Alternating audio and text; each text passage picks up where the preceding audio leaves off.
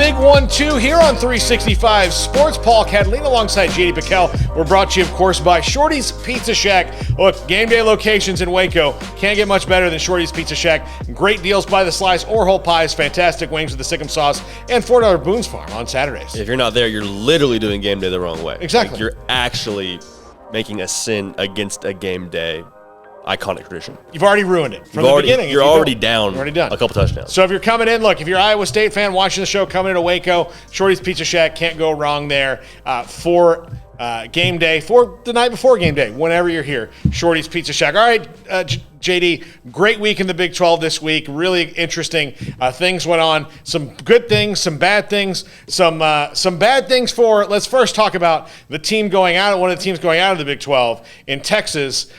They played an old foe from the SWC in Arkansas, which is going to be a new SEC foe, and it did not go well at all. No, it did not go well in the slightest. And a week ago, it felt like Texas was back. That was the thing. I was like, hey, they got a quarterback. They got an offense. I'm doing chalk talks on how good Bijan Robinson is. He's going to win the Heisman. And then you go 8 for 15 if you're Hudson Card, throw for under 100 yards, have a horrific fumble.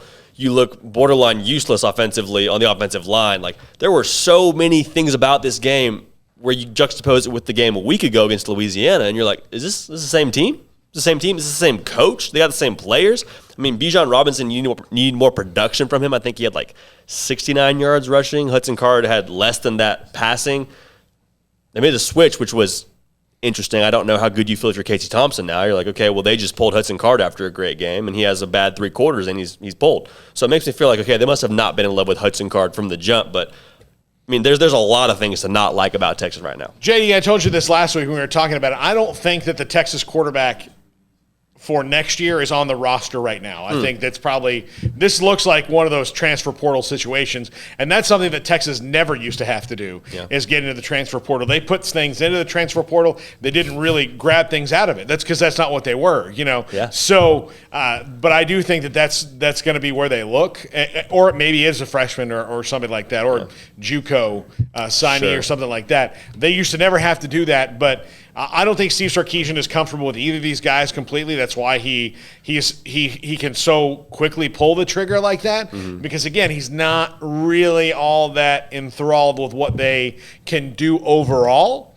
So that's the problem with the quarterback position there. Is if he had a guy, he wouldn't be quick to say, like this week with Casey Thompson starting, oh, but Hudson Card's still going to play. No. If you've got 2, you've got none. If you've got 1, you've got 1. I've been told that a long, long time. If you've got 1, you've got 1. If you've got 2, you got none. You know, it's very rare that you have just 2 guys that are interchangeable.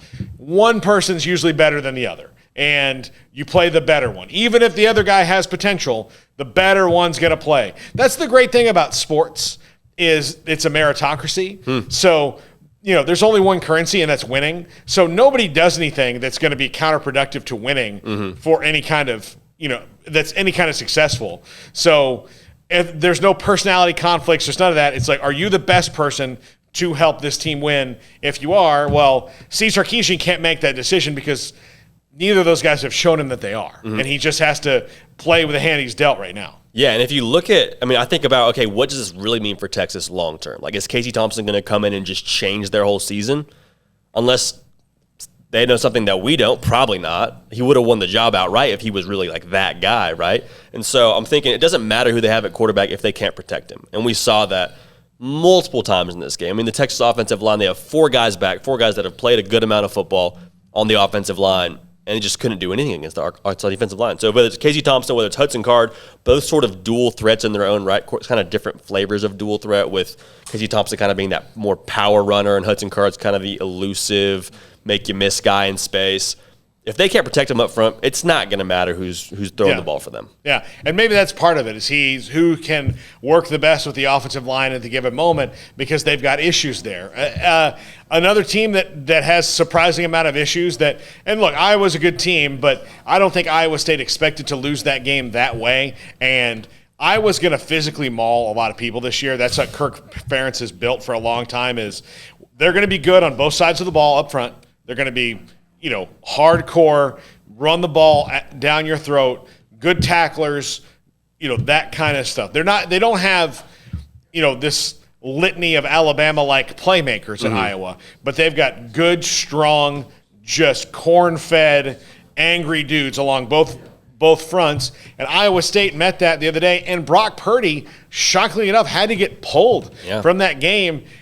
Iowa State fans might be a little bit nervous going ahead if Brock Purdy is going to get pulled. I mean, this is a 4-year starter, a quarterback who's been nothing but consistent and good for them. But there is this kind of phenomenon sometimes with college football quarterbacks.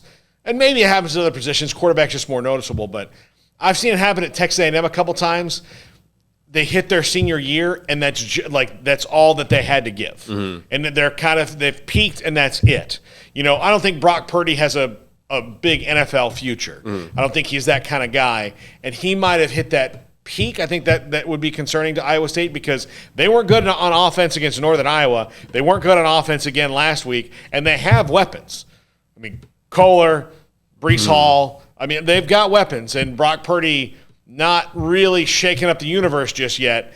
And that was a hard one for fans in Ames to swallow, especially they thought they were going to finally get that monkey off their back in Iowa this week, and it didn't happen with extreme prejudice. It happened in probably the worst way possible, too. To bench a guy like Brock Purdy, and we're going to look at it on the Chalk Talk, but there's a lot of interceptions out there where I don't really think it was on Brock Purdy 100%. There's one you can probably point to and say, yeah, poor decision.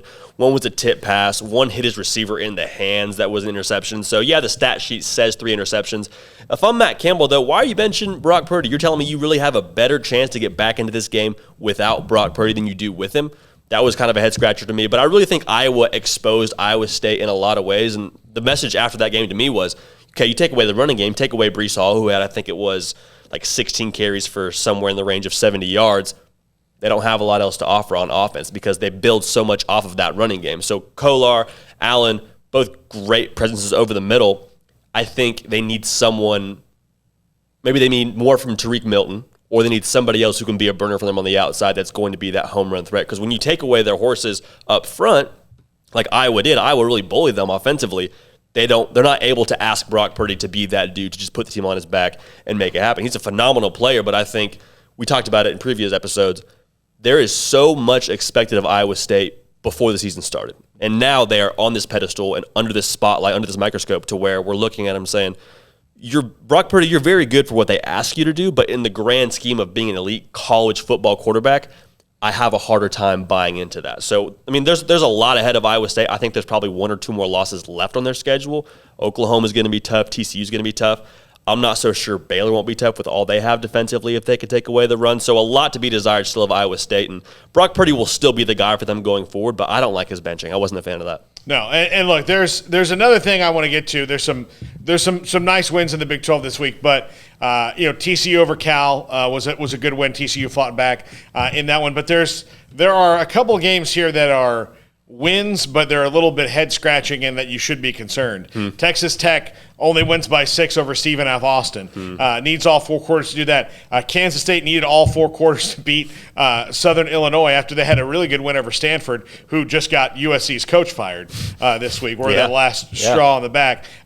Oklahoma State struggles against Tulsa and needed a massive fourth quarter to win that game. I mean, they scored 21 points in the fourth quarter, but Oklahoma State's got issues. They're all wins, and there's no such thing as a bad win. But there are things to concern when they're not separating from some of these teams that you would think they'd be separating from. Absolutely. I think the biggest emergency button that I'm pressing if I'm anywhere around the Big 12, Tyler Shuck. 1 touchdown, 2 picks. You got to look better against a team like Stephen F. Austin. And he was supposed to be the answer for them. He looked like the answer a week ago against Houston, looked really sharp.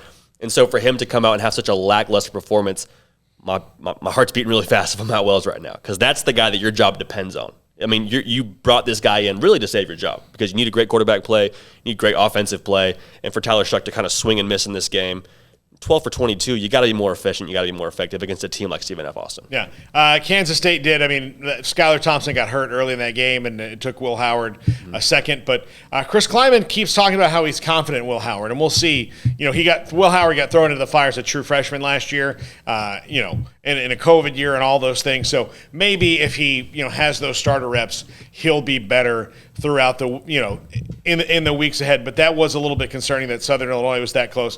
TCU and Cal was a great game. It was a really good game, back and forth. Zach Evans is a dude, and we knew that when he was getting recruited. Zach Evans' biggest enemy is Zach Evans. He's got to mature and grow up. If he can continue that, the Big 12 is not going to like playing him every week. Oh, if he can be the bell cow for them. I mean, I'm just looking at the stat sheet here. 22 carries, 190 yards, 8.6 a clip. You can average 8 yards a carry against anybody. I don't care if it's Cal. I don't care if it's Oklahoma. That's really impressive at the Division I level, at the FBS level, to do that. So Zach Evans, like you said, if he can hit his stride, if he can be someone who's dependable and reliable for TCU, he doesn't need to rip off 190 a game. But if you can be serviceable in that 90 to 100 yards, which is still a lot to ask, but Zach Evans is capable of it, and then have Max Duggan be the dual threat that he is. He had 71 yards rushing in this game, which I really like that number for him. I don't like 19 carries for him, but that backfield between Evans and Duggan, they're going to make a lot of noise. I think they're going to honestly be in that title game between them and Oklahoma. Yeah. Kansas gave Coastal Carolina all they wanted for a little bit. Yeah. But ultimately they've got depth issues, and Coastal Carolina is a good team and wound up winning by 27. There were in the blowout category this week, Oklahoma just through Western Carolina in the wood chipper 76-0. Baylor did exactly what they were supposed to do against Texas Southern 66-7, and West Virginia beat Long Island University 66-0. So there you go. Those were all, there's nothing worth really talking about for those games because they went exactly how they were. Do we know anything about Oklahoma's defense because they pitched a shutout on a team that should have pitched a shutout on? No. Do we know anything more about Jarrett Dagey? Maybe he gets more confident. I think sometimes those games, these guarantee games, can help. For example, Gary Bohannon throwing the deep ball, knows how he should throw it. Now, can he complete those passes against Iowa State's defense? Can he complete them against Oklahoma's defense, and so on down the line in the Big 12? That remains to be seen, but we know he knows he can do it now in a game. And I think that's at least big for confidence. Totally. I mean, to do it in a live setting, 11-on-11 against another team, it's good for your confidence, good for your stats, honestly. And there really should have been more blowouts around the Big 12. Like Texas Tech, Kansas State both should have taken care of business. There should be a lot less to talk about with both of those teams. So honestly, if you want to look at a bright side, I mean, you took care of business. You did what you were supposed to do for those teams. So hats off to them. And I mean, you survive another week, I guess. Yeah. And look, Oklahoma State and Tulsa, probably not a surprise to me. Tulsa's, been pretty good with Phil Montgomery. They're the Tulsa, though, that like throughout their history, and they'll have 2 or 3 good years, and then it's just kind of like the recruiting class bottoms out for a year or so, and then they tick back up. And we'll see what happens with Tulsa down the line. But they've lost a lot of players. But they, that was not surprising. But again, Oklahoma State. I was on the Spencer Sanders bandwagon. I'm kind of off of it now. Really? It's got you got to get better sooner or later, and he's still they're just kind of stuck in neutral in Stillwater right now, and Spencer Sanders is certainly part of that. So I'm kind of off that Spencer Sanders bandwagon for now. He's a remarkable athlete, but he's not been able to put it together consecutively or stay healthy. So yeah, it's tough. And I'm glad you said that about Tulsa because they gave him problems. I mean, a year or two ago, I think it was. Tulsa's a solid team, but for Spencer Sanders and for Oklahoma State, you just have to be better. Similar to what I said about Tyler Shuck. Spencer Sanders to throw an interception, be 15 for 26, under 200 yards passing. You just need more from your guy. I know he's coming off of the COVID vacation, if you will. Maybe COVID vacation is the wrong word to use. He's coming off of not playing in their opener, so he's still getting back into a rhythm. Still think there's a lot of, like you said, there's a lot of upside with just how athletic he is and how much talent he has, but they're going to ask him to do a lot. And I'm with you. I don't think he's necessarily the guy to take them as far as they want to go. Yeah, absolutely. Okay, when we come back, obligatory realignment segment, and of course we have real news again, JD. I love it. And realignment this week, they're coming. 4 new teams. We'll talk about that next. This is the Big 1-2 on 365 Sports, brought to you by Shorty's Pizza Shack.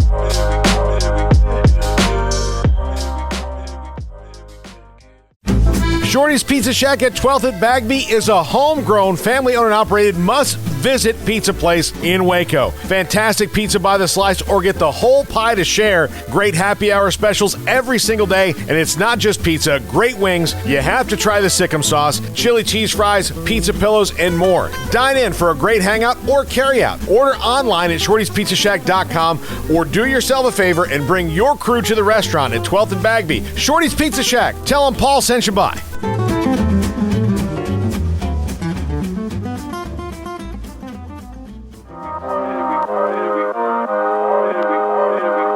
Welcome back to the Big 1-2 here on 365 Sports. Paul Catalina, JD Piquel, brought to you by Shorty's Pizza Shack at 12th and Bagby, coming into Waco for any games. It's a game day location. If you live in Waco and you haven't been there, sorry for you, but you can always correct that. It's not an unforgivable or unresolvable sin. You can just always go. It is never too late to do the right thing. Exactly. Never too late to do the right thing. All right, JD, expansion talk, which is our obligatory segment of every show. One day we won't be able to talk about it, but right now we will.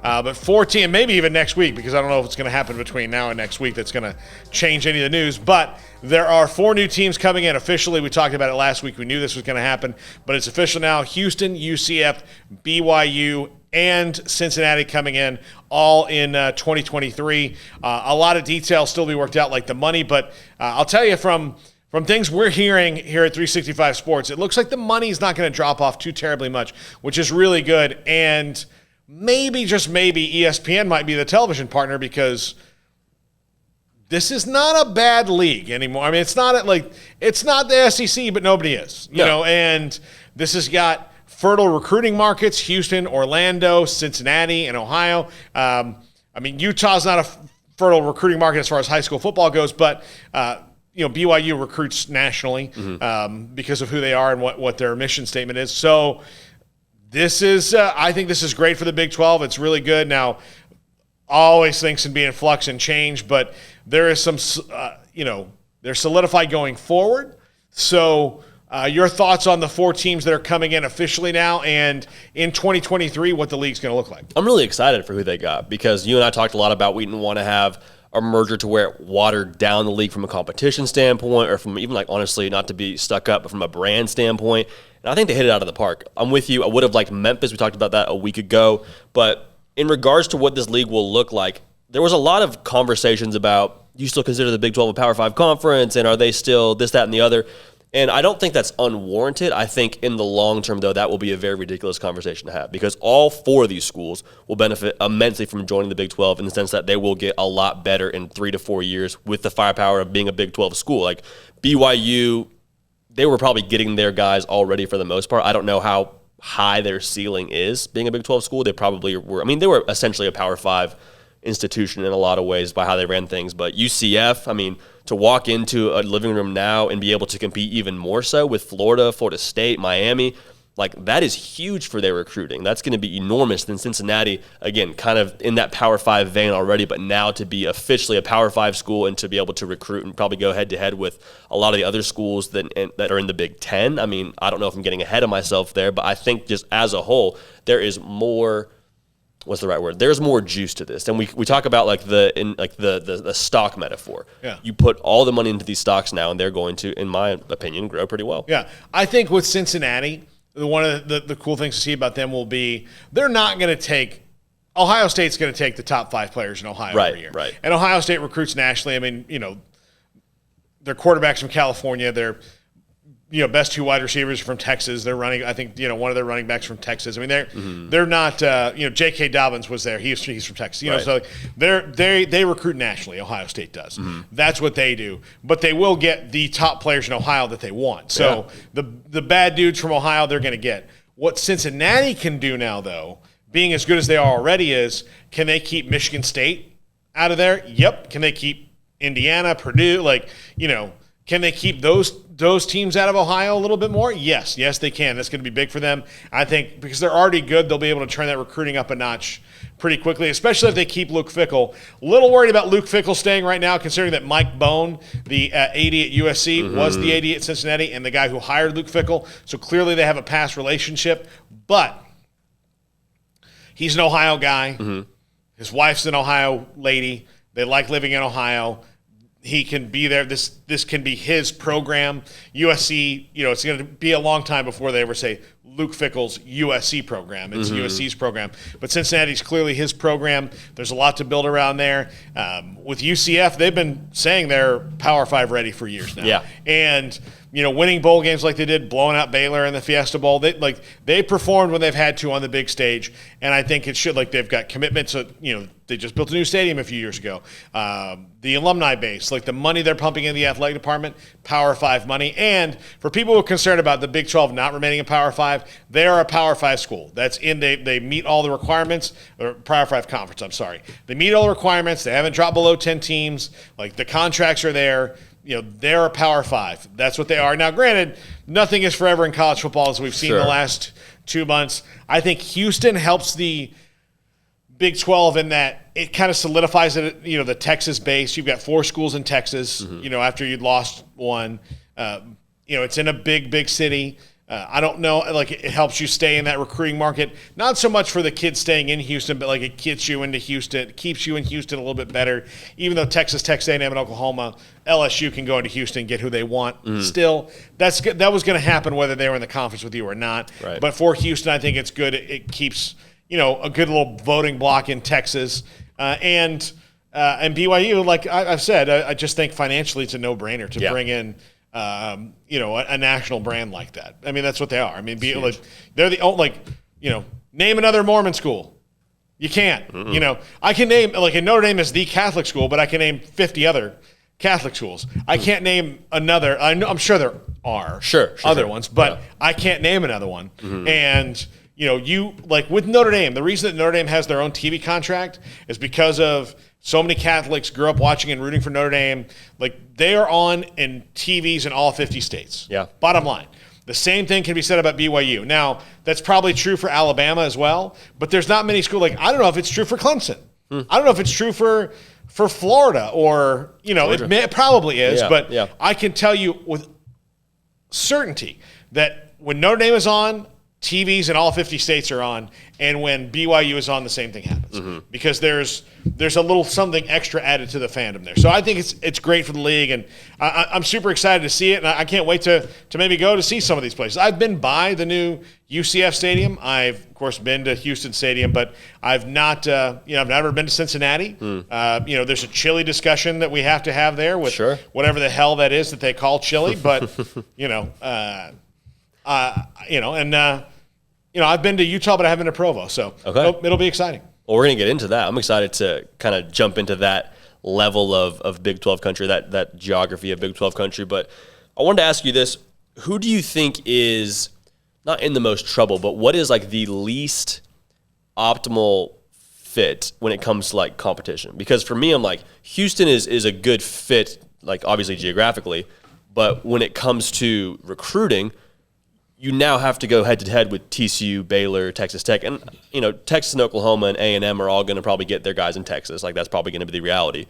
For Houston, though, are you in that much better of a position than you were before? I feel like they have the advantage of being in Texas, but also the disadvantage of being in Texas, if that makes sense. I think Houston's probably going to have, like, the most lateral move of anybody. I mean, like, their recruiting's going to kick up because guys can, play for national titles if they get good. But I mean, again, it's still like you still are what you are. Yeah. And like you have to change that for a little bit. So I think it might be a little tougher for Houston, but especially if if Dana Holgerson right now, I mean, they're kind of up and down there. If they have to change coaches in the next couple of years, that's going to change things. Although the thing about changing coaches now, if you're any of these schools, is so say Luke Fickell takes the USC job, theoretically. Sure. We don't know who that's going to be, and we're not going to know who that's going to be for quite some time, more than likely. Right. But if Luke Fickell takes the USC job, Cincinnati's still a very attractive job now because it's a Power 5 school. Totally. And they were in the power conferences. They were in the Big East, and then when the Big East broke up, that Cincinnati got kind of left out in the cold. But I'll tell you this, I know that our show right now is about football, but we'll have – I plan on continuing doing the big one, too, about basketball. I mean, why not? Let's do it. This is going to be one heck of a basketball league. I mean, you already bring Cincinnati in. They're good. Houston was in the Final Four, last year. Yeah. It didn't go well for them. They had to play Baylor, and they were cleaning up the bus at halfway through the first half. Yeah. Bus driver was like, maybe. Yeah. But they're good. Kelvin Sampson, good basketball, is only going to get better. He's done a great job there. UCF's not that great at basketball. BYU's okay, so it makes the basketball league that much better to bring in two schools like that, and the basketball league's already really tough. So you throw in Houston and Cincinnati into that, oh boy, yeah, that's gonna be fun. So there are lots of good things. I think Houston, I mean, I don't know if anyone's going to have necessarily a tough go, but I do think that like Houston's probably got the toughest competition for recruits that they already had, and like now they can say we're a Big 12 school, but that is not going to stop what they're already trying to save going from Houston. What I think if you're Houston, they got Ed Oliver who could have gone anywhere he wanted to go. Yeah. This will allow them to get 3 or 4 guys like that may stay in Houston now, as opposed to just one. And holy cow, they got Ed Oliver. Exactly. But other than that, I don't think. Much like Cincinnati being in the Big 12 is not going to make Ohio State go, ooh. Right. Yeah. They're not going to. But the Houston will be a little bit more of what they are. I mean, they'll be able to throw some more spice on things. So, but I think it's probably going to be not the most immediate impact for them. Yeah, I was going to say I think the 3 of the 4 teams, I feel like I feel really confident they can step in day one, be pretty competitive. Houston, not that they won't be competitive, but I think it will take them the longest time to get to where they need to be in that conference. Like they have a lot of resources and they're in a great spot to recruit, but they, I think, have more resistance than, say, a BYU or a Cincinnati or a UCF. And I mean, UCF, Cincinnati, and BYU have all been really national brands for a long time. Not that Houston hasn't, but Houston doesn't have the same, I think, traction right now. Like UCF is hot right now. Cincinnati's hot right now. Like those are the schools they're talking about being in New Year's Six Bowls. And BYU has, been relevant forever, it feels like. I think Houston is still kind of on that upward trajectory, but I don't think that they'll be as successful right off the bat when they join the conference. No, I think it might be. Yeah, you're right. I think that's a good point. But and again, like this is 2-3 years from now when we're going to see the first games played in this league. A lot can happen in that time. Good teams can be bad. Lincoln Riley could go to the NFL. I don't know. I mean, that's Mike Gundy could leave Oklahoma State. Who knows what's going to happen in the next couple of years? Yeah. Luke Fickell goes to Ohio State. Yeah. Could happen. Yeah. Oh, yeah, there's a lot. Yeah. There's a lot of things that can happen in this league. Again, Luke Fickell could go to USC. I mean, his old boss is there. That's a big thing when it comes to hiring college athletics is who is where who you know. Totally. It's who you're comfortable working with and who do you like. And look, Tennessee's a great example. They hired Danny White. Danny White is the AD at Tennessee now. Where was he before? He's at UCF. Who did he bring with him? Josh Heupel. Because he knows. He trusts Josh Heupel, and he liked what Josh Heupel did there at UCF taking over Scott Frost. So you know who it is, and you trust people, and when we come back, chalk talk about Iowa State, right, JD? Yes, sir. Some Iowa State miscues, unfortunately, drawn up on the board. All right, this is the big one, too. Brought to you by Shorty's Pizza Shack. Life is back on, sports bettors, and BetUS has your NBA, NHL, Major League Baseball, UFC, PGA, and yes, NFL betting lines up for their 27th year and live betting on all of it. Log into BetUS.com or call 800-792-3887. That's 800-79-BETUS. BetUS for 125% bonuses with promo code SICK'EM125. Customer service pros are ready to get your phone, social, and online sports betting kickoff started now. Play with the proven mainstay in the industry. BetUS. You bet, you win, you get paid. BetUS.com. Use promo code SICK'EM125. Born in Waco, Brotherwell Brewing exists to serve the Central Texas community with locally crafted beer of the highest quality. They want to bring Central Texas closer to the brewing experience so everyone can enjoy well-made beer as much as they do. For 2.5 years, they've been bringing high-quality beer to Central Texas at their location on Bridge Street in East Waco. Brotherwell Brewing believes in community and bringing people together to enjoy products made in their community. So for your game day, whether it's a tailgate or at home, stop by Brotherwell Brewing for high-quality craft beer made right here in Central Texas, 400 East Bridge Street, and check them out online at brotherwell.com.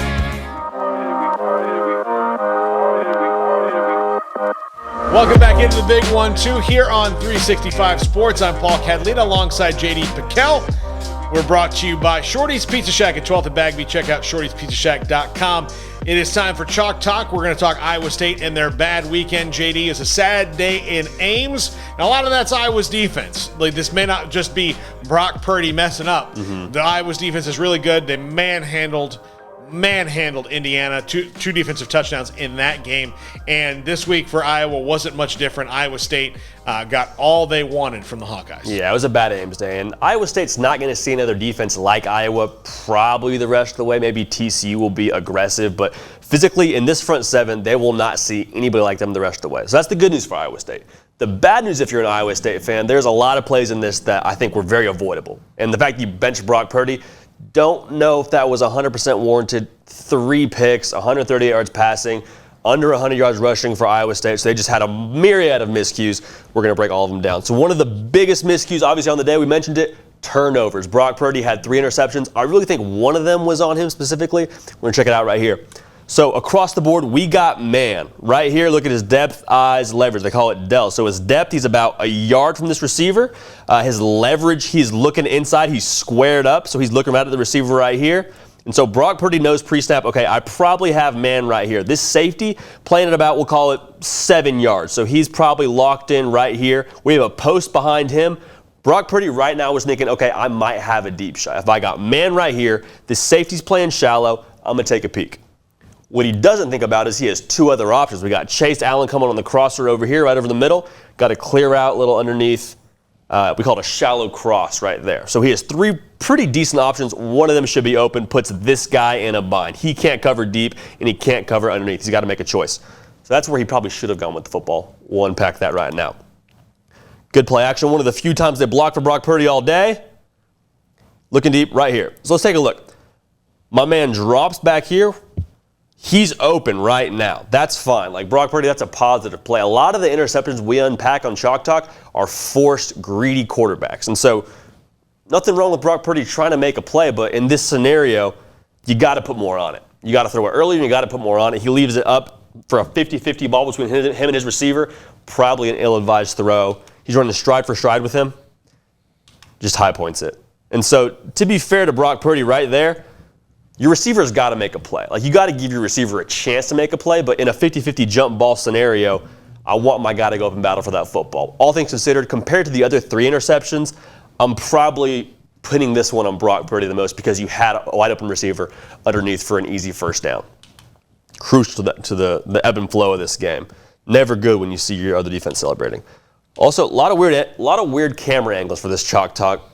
TV footage was basically what we got here. So a lot of we call it the wide shot, essentially.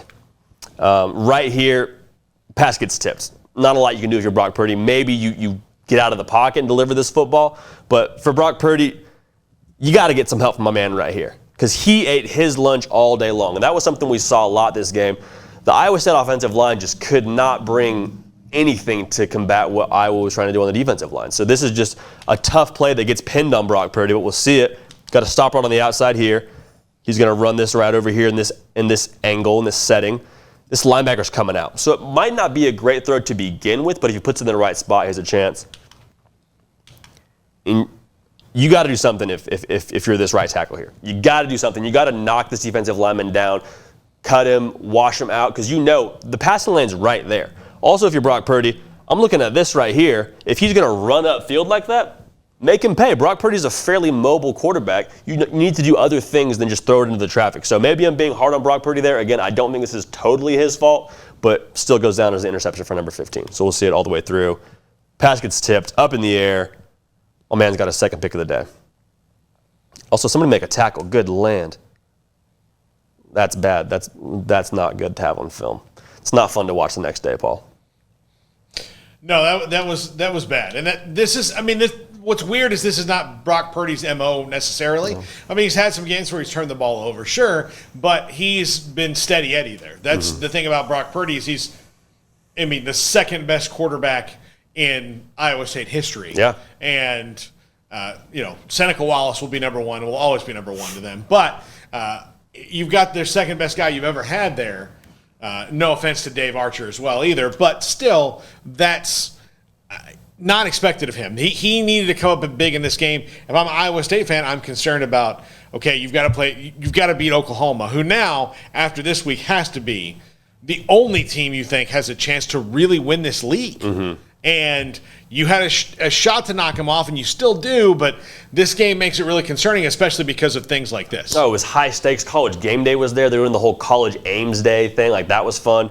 This was your moment, if you're Brock Purdy, to go down even more so in Iowa State lore and just have a statue out in front of the stadium by the time you graduate. Like, that was going to be his moment. Just a lot of careless mistakes. And again, I don't think all the interceptions were on him, but you're 13 for 27 if you're Brock Purdy. Under 50% completion percentage, hard to win a lot of ball games if you're playing that way for Brock Purdy. So right here, another interception that I don't think is on him, but we're going to look at it anyway. This receiver is running that shallow crossing route. So as opposed to that first clip we showed you, where he tries to go deep, gets greedy, tries to make a play for his team, he's like, okay, I'm going to be patient. I'm just going to dump it off to my guy. We'll take 6 yards, try and pick up a first down, try to get ourselves a favorable third down, if anything. And the ball just goes right through my man's hand. And this is not on Brock Purdy. This is a good decision. Let's back it up here. He's going to drop out, meaning he goes the exact right place with the football. It's even a good throw, honestly, if you look at it here. Boom, clears out. Good. Get it to your man. I don't know if you need to throw it that hard, but that's not on Brock Purdy. That play right there is on your receiver. You got two hands on the football. You got to find a way to catch that.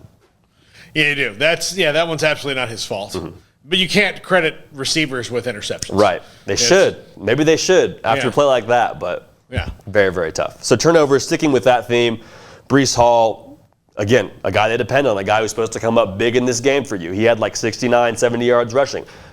You got to get more from your captains, from your star players. They have to come up big in moments like this. And right here, this is just poor ball security. I mean, you're backed up within your own 10-yard line. Like, this is high stakes, and we'll see it here. He gets absolutely dogged. Number 5 takes his lunch, kind of throws him past, if you will. So we'll watch. He does a good job containing the edge, setting the edge. Breece Hall doesn't care, takes it outside. It's just bad business. So right here, Breece Hall, press this more. Press this more. You got two blockers. Follow the black shirts. Instead, he's patient, which I like. I want to see him get up in there. He's a big physical back. Run behind your pads, play to your strengths, and get up in there. If I'm Breece Hall, you got my man running through here. Fullback's clearing the way for you. Follow 43. Instead, tries to bounce it outside with poor ball security, and we'll see more of that in a second. He throws him past, and Breece Hall gets what he deserves for a bad read. He puts the ball on the turf, and Iowa scoops and scores. We'll see it again here. Iowa's defense scores as much as their offense does this year. 100%. 100%. I mean, I didn't know that was a real stat. That's a real stat, basically. Yeah. If it's not, it's close. They have 3 defensive touchdowns in 2 games. So. That's unbelievable. Yeah, I mean, so they definitely made him pay. We're opportunistic here. What I want to show this angle for is Breece Hall, as a ball carrier, they tell you high and tight. So there's like 5 points of contact. I don't remember all of them, but what Breece Hall does right here is he's carrying the ball low. And the temptation for a lot of the younger backs, which Breece Hall is not, is to use the ball arm as like a sprinter arm. Like, you use that to pump and run. You're not supposed to do that. You want to keep it high and tight. So watch Breece Hall here. He's trying to make a play right here, high and tight. The ball should not be moving around like this. And granted, Breece Hall's done a lot more in football than I ever will, but I also know you're not supposed to move the ball around in jeopardy. That's why he coughs it up. And so we'll see it here. He's carrying it low, and he doesn't get in there and strip it out, ball. He just hits the bottom of his hand right here, and that's enough to spring it loose. Right there. Pause on the bottom of the football. If he keeps that high and tight, just slap that off. It's an arm tackle. Maybe you go down, you lose a yard or two. That's fine. We'll live to play another game. Live to play another down, I should say. Ball's on the turf. 6 points, bad guys. Cannot make plays like that if you're Iowa State. Can't afford to make plays like that against a team like Iowa who's not going to beat themselves. Yeah, and it's, again, uncharacteristic of Breece Hall, but Iowa, I mean, this is an Iowa team that, and if they can keep this going, and I have no reason to think that they won't because their defense is that good. Their offense, again, is very vanilla, but that's Kirk Ferentz likes vanilla. Yeah. That's, you know, he goes to Baskin-Robbins, and he doesn't need 31 flavors. He needs 1 flavor. Vanilla. That's what he wants. That's what he's going to get, and they're going to do that. That's how they've always been. That's how they'll always be as long as he's there. But they're a team that's going to could give Ohio State problems because of the way that they run the ball and attack. And Iowa State, I thought this game would be different. I thought they had the weapons that was going to make it difficult for Iowa, and none of them showed up on Saturday, and they didn't show up really against Northern Iowa either. And so through 2 games, your offense has been stuck in the mud, and I don't think there should be red flags yet, but there's certainly concern. if you've ever lived on the coast, they put the flags up for the rising tide. Oh, yeah. Like they're not at the full tide yet, but it's, You're picking out which flag you might raise. Yeah, if you're an Iowa State fan. There's a flag raised. It's not the get to high ground flag, but it's not past that. Yeah, and they were at home too, and we were talking a lot about, with Northern Iowa, you were looking ahead to Iowa. That's what it was. You were looking ahead into Iowa, and that's why you played so poorly. And now we're saying, 2 games in a row, you have shown me what you are this season. And so they got to figure it out in a hurry because they have so many horses, and that's why I think you and I both liked them in this game, thought they had more firepower. And really what it comes down to me is they just got bullied up front.